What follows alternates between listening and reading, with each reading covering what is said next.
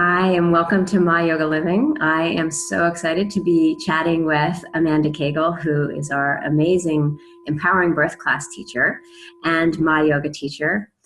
Hi, Amanda. Hi, Jessica. Thank you for having me. Yeah, thanks for being here. So we are going to talk about a lot of things. The one thing that Amanda would tell every mama if she could before they have to go get baby out. But first, we're going to talk about really the reasons why we might want to take the time to prepare for birth. It's a natural process, and a lot of us kind of say, "Well, it'll all unfold as it should." So I'm excited to hear Amanda's thoughts about that. But first, let's just hear Amanda. Tell us how you got into this realm and what you love about it. Yeah. Oh my gosh, so much.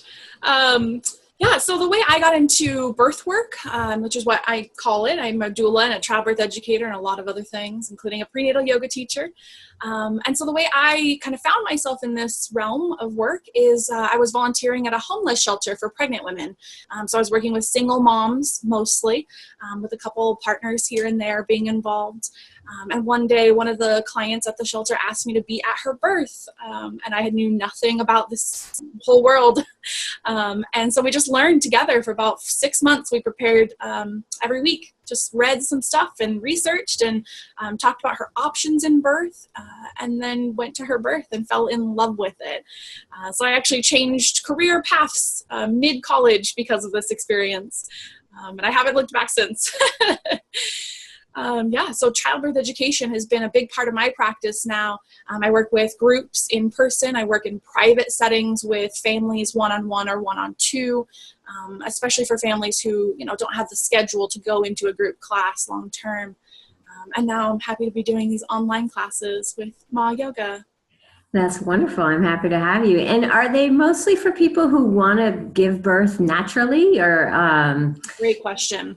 So my philosophy when taking a birth class, especially if it's your first time birther that we're talking about, is really that it's all about preparing yourself for all of the different paths that birth can take, and to help ourselves figure out how we cope best with challenging moments. And challenging moments can come up in any type of birth, whether it be a planned epidural, and the epidural has not come at the right time, or it doesn't take effect at the time that we thought. Or it be a mama who has decided to have a home birth. It doesn't actually end up being a home birth. Maybe she has a need to have a cesarean at the end of the day. Or maybe it's the beautiful home birth experience on paper that she planned for, but it doesn't feel exactly like what she planned for to begin with. So my job as a childbirth educator, and my number one goal, is to help families prepare for all of the different paths that birth can take, whether we have control over those little pathways or not. And what about if it's a hospital birth and someone's, planning to have an epidural in the parking lot? I love that. Get out of a class like this. So I love that. So I think it's really important for families to understand what to expect in the process, whether they want the epidural or not. And especially in cases where we're talking about working in a hospital setting, birth hasn't been in the hospital setting for very long in human history. And so it's really a different shift that we've taken in our culture, a different place that we birth, around different people we don't know per se, and doctors that we have only maybe met in passing, potentially being at our births. So understanding the medical technology, the verbiage that your providers will use around you during birth, understanding your rights in the hospital and what you're actually allowed to do and what you maybe have been told are different things. So understanding all of the different realms there and how it compares. So one of the things I will say is a lot of times I do have clients who come into a birth class with me and have a set plan in mind for their birth experience. And then along the way realize that maybe the people that they've chosen to be a part of their birth experience, or the place that they've chosen to give birth, maybe aren't actually in alignment with their own values and their own wishes for their body and their baby and their birth. And that's actually my number one recommendation for why to take a class, is to figure out where your values lie along the course of giving birth and becoming a parent, so that you can actually choose a team and choose a birthplace that fit your needs and your life for your family. Yeah, that's so beautiful. I mean, and from the yoga perspective, of course, everything, there's a potential for a beautiful, empowered, connected experience, no matter where you are, no matter what happens. I know for me, what ended up being the best decision and the most meaningful one was to be in a hospital.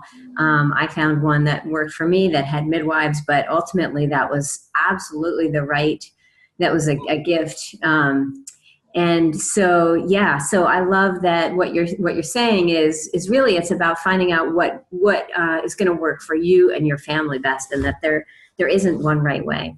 Yeah, we often talk about with our clients this idea that, it's your baby and your life, and no one else goes home with you and your baby, right? So the nurses, your midwife, whoever it may be, even your doula, none of them go home having had the experience of being you in your birth and having the experience of becoming a parent to your baby.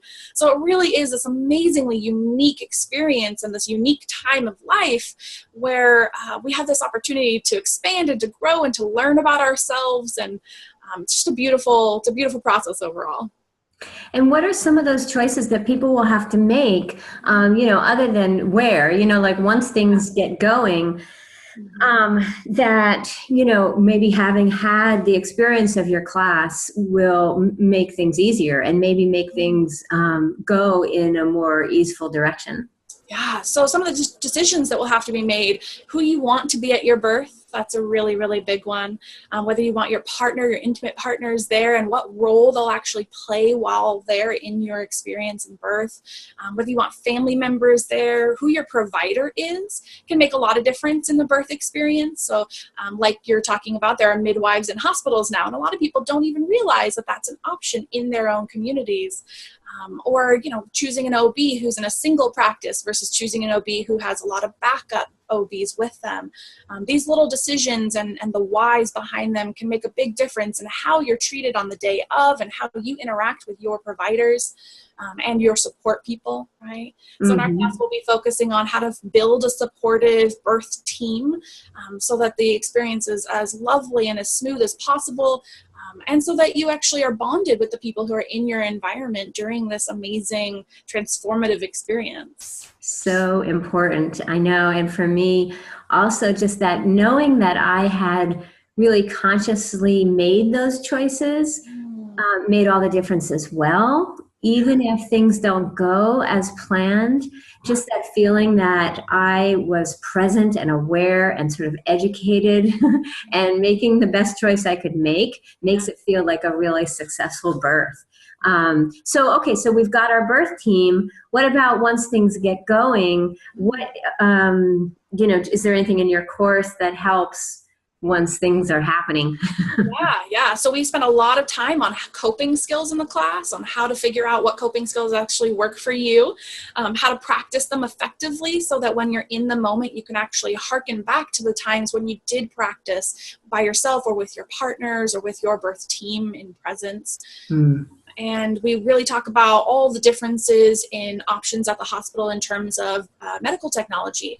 There's a lot of different medication options. There are a lot of different options for pain relief, including hands-on physical support pain relief options. So we do talk a lot about that. We're going to be going over lots of different yummy birth positions. So positions for comfort, positions for progress in labor if things are moving slower than you'd like them to move, positions for intimacy between partners, pushing. We'll be talking a lot about pushing positions and options in the hospital, options out of hospital births, what pushing can look like versus what it seems to look like in the media can be a lot different.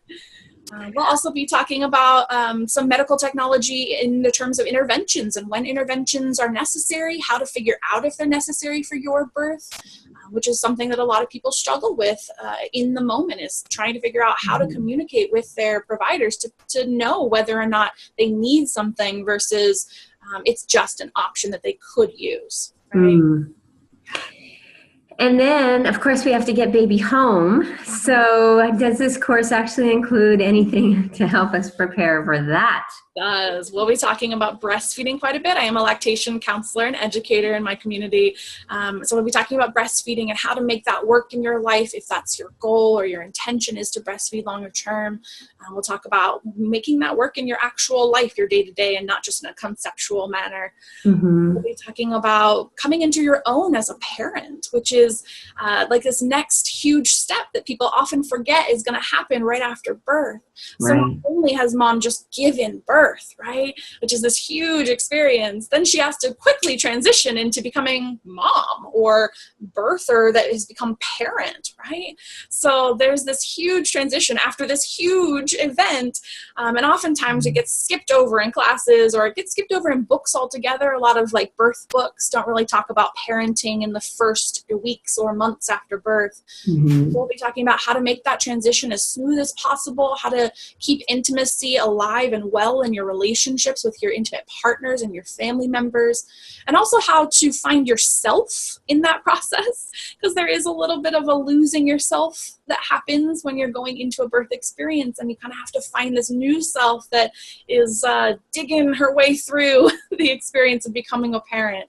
And it can be really beautiful and really lovely, and it can also be really challenging. So we're going to talk pretty realistically about how to cope after birth as well as how to cope during labor itself. Mm-hmm. Yeah, and I find that if people know who to turn to, and they'll be part of this community then, right? And if they have felt nurtured and supported and guided and inspired through that whole experience, then they can get through those challenges.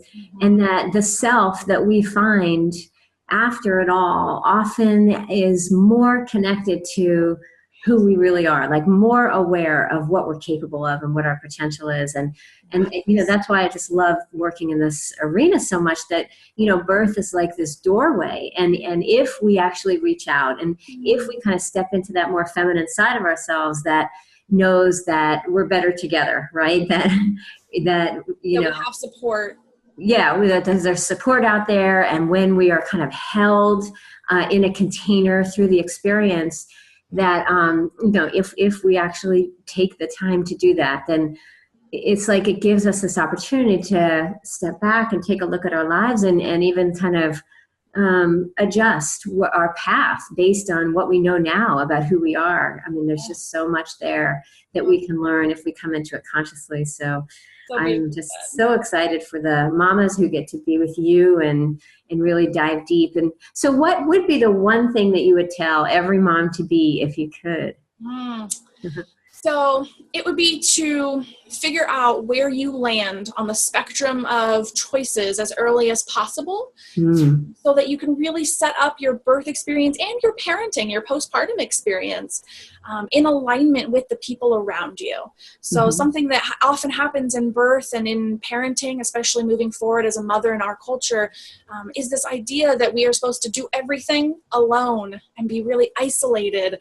And it's a real problem in our culture and around the world at this point. It's a real problem that we're seeing in family dynamics, is this isolation factor. So my goal is always to help families and mothers in particular is to try to figure out who's on your team, what role do they play, how are they in alignment with your values as a human being and as a parent, and as somebody who's going through this amazing transformative experience. So alignment is my number one goal. So beautiful. Well, thank you so much. I'm really excited to be offering our Empowering Birth class together. And if you're listening and you would like to join us, just go to myogaliving.com and go up to courses and select the Empowering Birth class. And we look forward to seeing you there. Also, you can grab the outline on the page if you want to get more in-depth information about what we're offering. And just check out the date on the page, and we'll see you there. Thanks, Amanda. Thank you. I'm so excited to see you. Bye.